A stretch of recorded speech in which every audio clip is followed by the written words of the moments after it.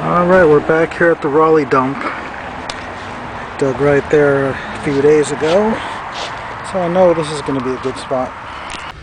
Alright, I got the first bottle coming out. Some kind of amber. It's embossed too. Okay, it's a typical chemical, but this one at least has embossing on it. Oakland Chemical Company. I guess that would be Northern California. It's a nice early looking one, about 1907. Okay, I got something interesting showing up here. It looks like it might be emerald green. You know, I love green bottles from the early 1900s. And it is, but the top is snapped off. It's one of these beautiful odd shades of green. I actually have a collection of about 14 of these. That's how many different colors they come in. But even with the top broken off, it's still worth a few dollars. Okay, I got another one showing up. Okay, it's got something embossed on it.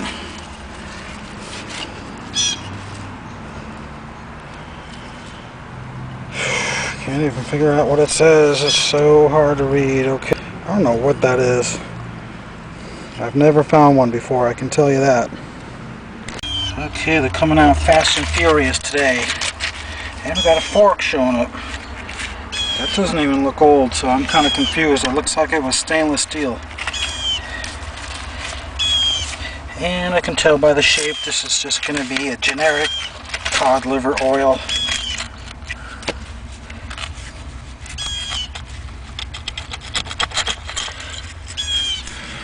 But it's kind of a neat looking bottle for a slick anyway.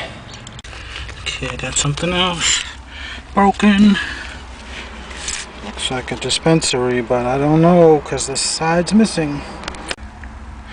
Okay, I just hooked on to something that looks like a soda bottle. And it is. Of course the neck's broken, but it's a slug plated. There's a number of these in this dump. This is probably the 5th one. But I think I'll still bring it home. Alright, we got 2 of them showing up right here.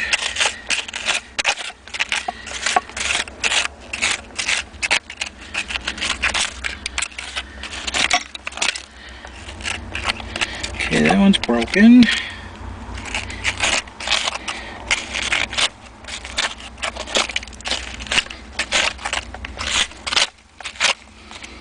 Pretty obvious what that is. It's going to be the Hicks Capudine.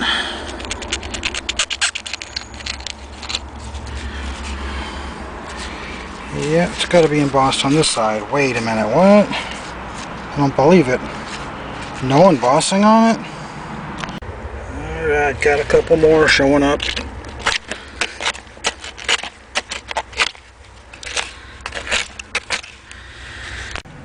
Alright, I just dug this one.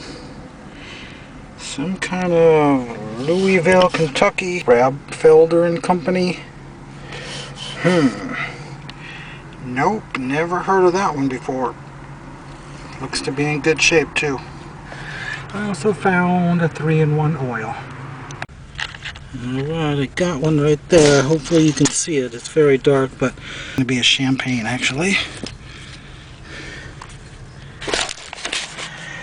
Yep, it's just a champagne. They still look pretty much the same after 125 years. Wow, look at that. That was very unexpected. I very rarely ever find any pot lids. Probably been 25 years since I found one. I sure hope I can find the other side so I can glue it back. Yep, you just don't find these in the United States very often. Got another one. It's so tightly packed in clay I bent my single prong scratcher trying to get it out. I think I've just about got it out enough where I can get it. Nope, it still feels tight in there.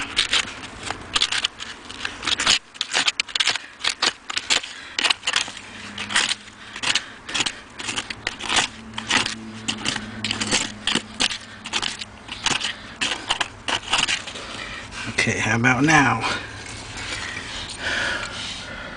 Well, what is that? Never found one quite like it before. It's got a weird blob top on it. I don't even know what that would be considered. A bitters with a paper label, possibly. Okay, we got something clear showing up here. Looks like the pharmacy type. An embossed drugstore would be nice. It is. Can barely see it through all that dirt, but I know it's going to be a King drugstore.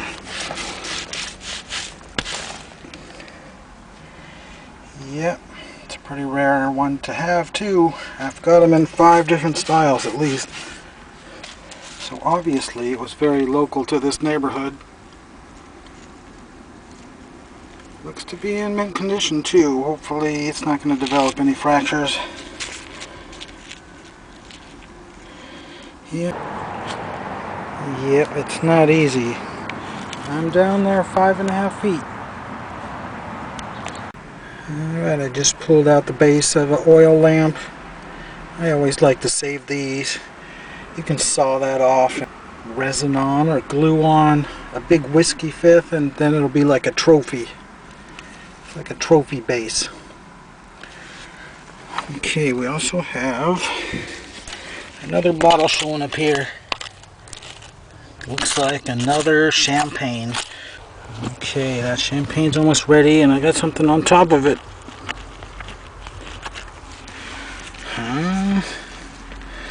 Some kind of a food product, but it's a really small one. I've never found one quite like it. Looks kind of like an oyster jar, but don't think the top's quite wide enough. Found a broken Gordon's London dry gin. At least it's the older style that's square.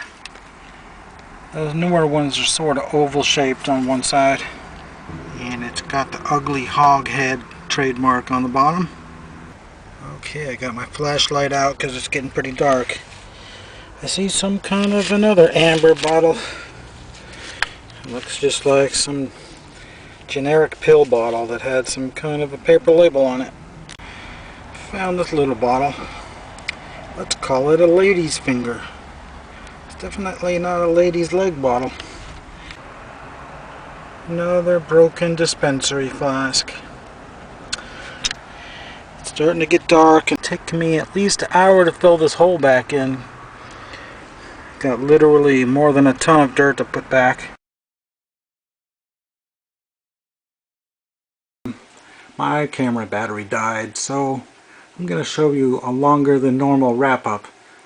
I'm sorry I couldn't show you these coming out of the ground, but this is one of those that was about to come out right when the battery died.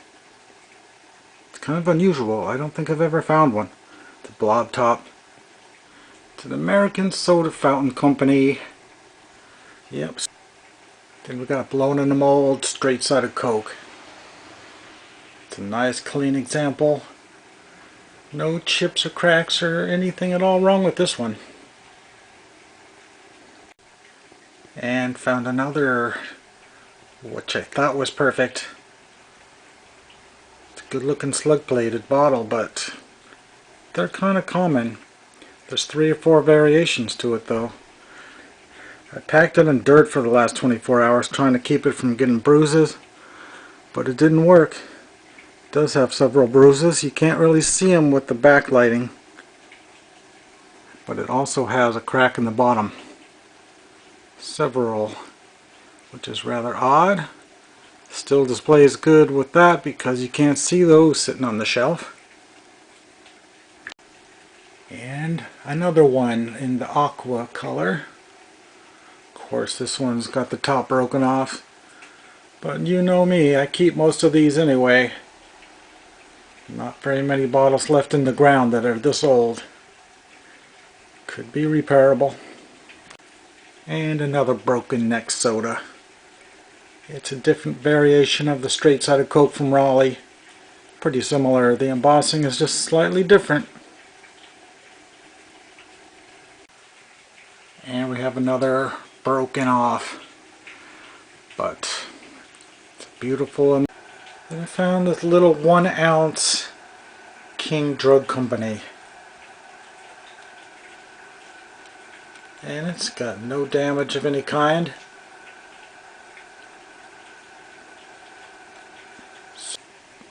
And a whiskey fifth in amber. It's got a nice patina on it.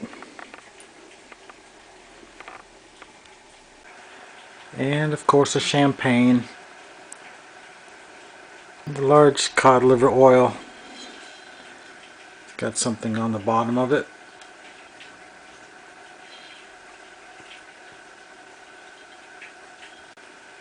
And a really small Horlicks malted milk. And this beautiful green bottle. This actually had cannabis as one of the ingredients. If you look on eBay, you'll see people selling these, and most people will actually mention the word cannabis in the title or the description. And I got 2 of these. And a tiny size Broma seltzer. And a generic half-pint flask. And whatever this is. And a sample size Dr. King's New Discovery. And this one.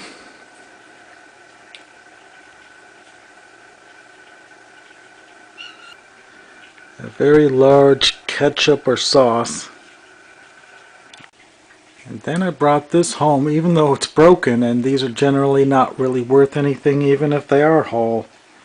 But if you saw them off and make a glass out of it, it's actually quite nice.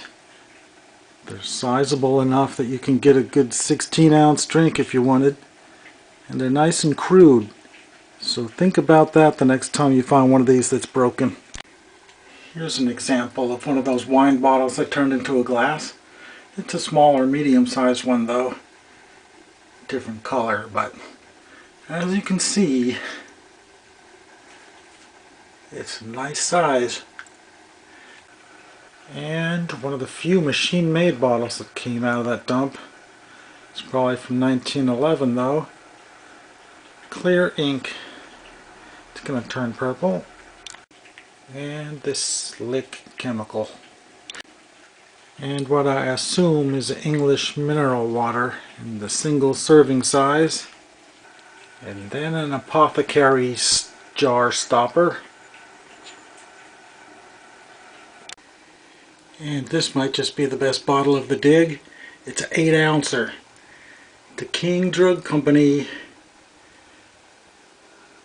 It's pretty hard to find 8-ouncers from anywhere. And there's absolutely nothing wrong with it.